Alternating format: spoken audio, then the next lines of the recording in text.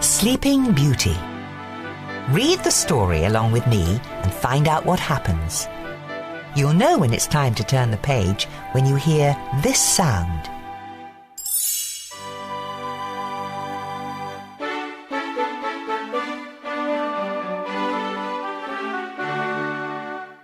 Long ago, there lived a good king named Stephen. For many years, King Stephen and his queen wished and wished for a child. At last, their wish came true. The king and queen named their daughter Aurora. A great feast was planned to celebrate the birth of the new princess. Everyone in the kingdom came to the feast. King Hubert arrived with his son, Prince Philip. The two kings decided that one day Philip and Aurora would marry. That way our kingdoms will always be united, King Hubert told his son. 3 good fairies came to the feast. Each had a special gift for the princess. Flora waved her wand. I give you the gift of beauty. My gift shall be the gift of song, said Fauna.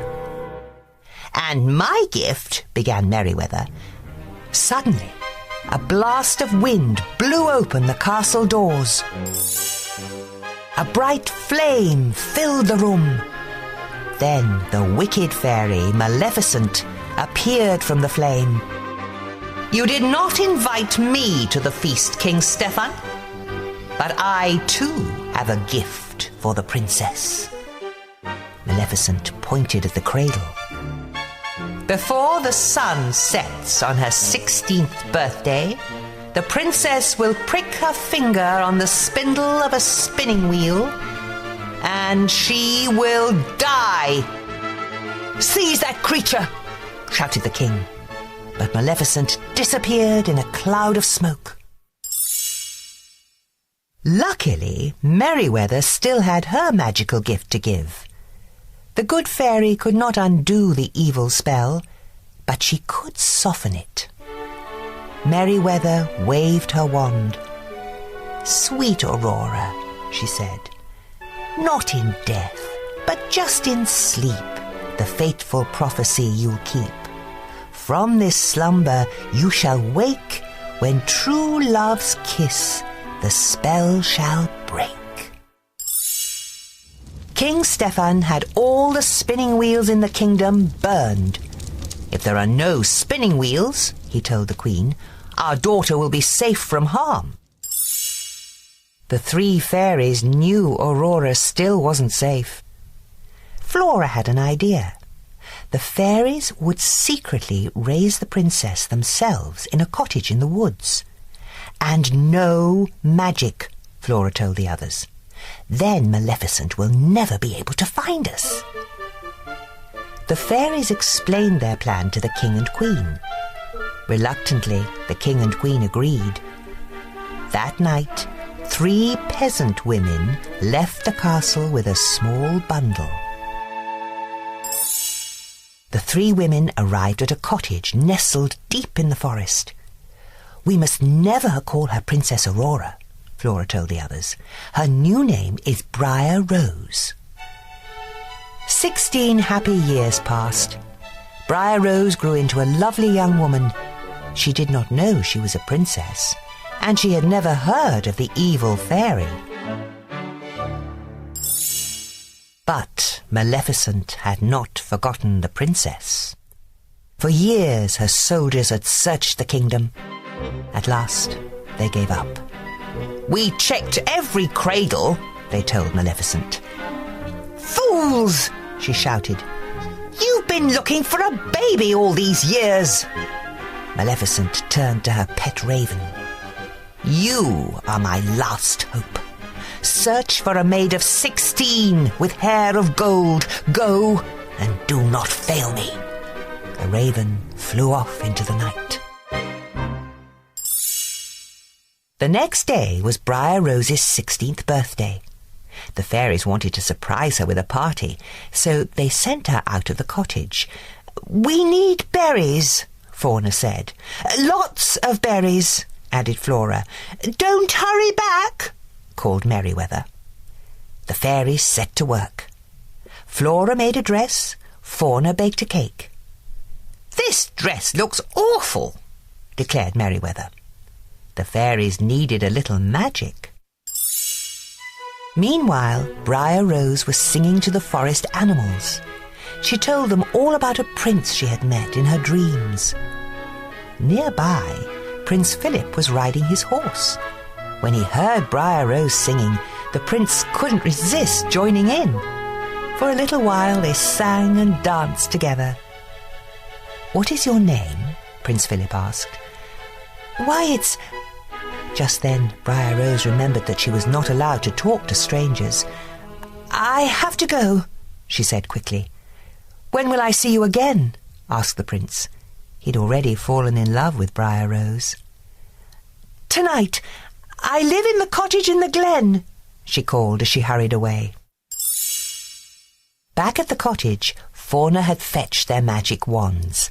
She waved her wand. Now the cake was perfect. Flora changed the dress she had made into a beautiful pink gown.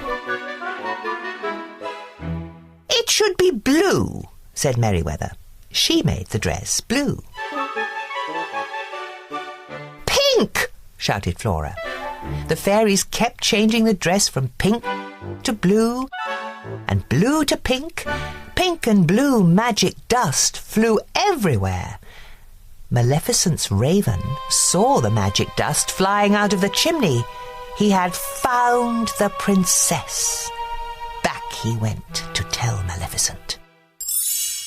Just then, Briar Rose returned to the cottage. "Surprise!" the fairies shouted. "Oh, this is the happiest day of my life," cried Briar Rose.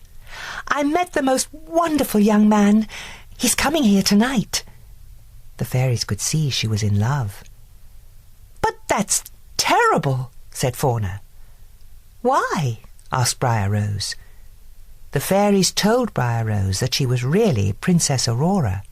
She had to return to the castle that very night, and she had to marry a prince. Aurora was very unhappy. She would never see the young man she had met in the forest again. Yet everyone in the castle was happy. King Stephen couldn't wait to see his daughter, and King Hubert couldn't wait for her to marry Prince Philip. When they arrived at the castle, the fairies left to fetch the king and queen. No sooner had they gone than a magic ball of light appeared. Aurora followed it up the stairs to a small room. Maleficent was waiting for her with a spinning wheel. Aurora had never seen a spinning wheel before. She reached for the spindle. "Touch it," Maleficent hissed. Aurora touched the spindle and fell into a deep sleep. The three fairies had been searching for Aurora. They found her lying on the floor, fast asleep.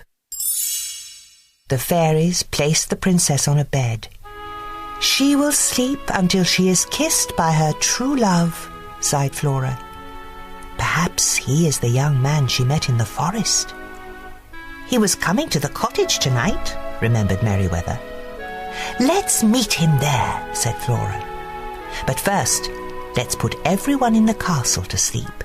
That way no one will know what has happened." The fairies cast a spell over the entire castle. Soon everyone was fast asleep. Prince Philip had already arrived at the cottage. He had decided to marry the girl he had met in the forest instead of Princess Aurora. Maleficent's soldiers were waiting for him. They tied up the prince and brought him to the Forbidden Mountains. Maleficent told Prince Philip that the girl in the forest was really Princess Aurora. She was sure he would never escape to wake his sleeping beauty. But the three fairies realized what had happened. They sneaked into the dungeon and freed the prince. "Take this magic sword and shield to protect you," said Merryweather. The prince set off to rescue the princess. Maleficent tried to stop him. She raised an enormous hedge of thorns around King Stephen's castle. But Prince Philip hacked his way through the thorns. The evil fairy was furious. She transformed herself into a fire-breathing dragon and tried to destroy the prince. Luckily, the magic shield protected him. Finally, the prince saw his chance. He threw the sword at the dragon's heart. That was the end of the dragon. And the evil fairy, too. The prince entered the palace yard. Everyone was sleeping. He raced up the stairs to the tower. He found Princess Aurora asleep on the bed. As soon as he kissed her, Aurora's eyes opened. The spell had been broken. Everyone else in the castle woke up too. The king and queen were very happy to see their daughter, and King Hubert was very happy to learn that the prince and princess were in love. The three fairies watched as the young couple danced across the floor. "I just love happy endings," sighed Fauna. Flora and Merryweather couldn't have agreed more.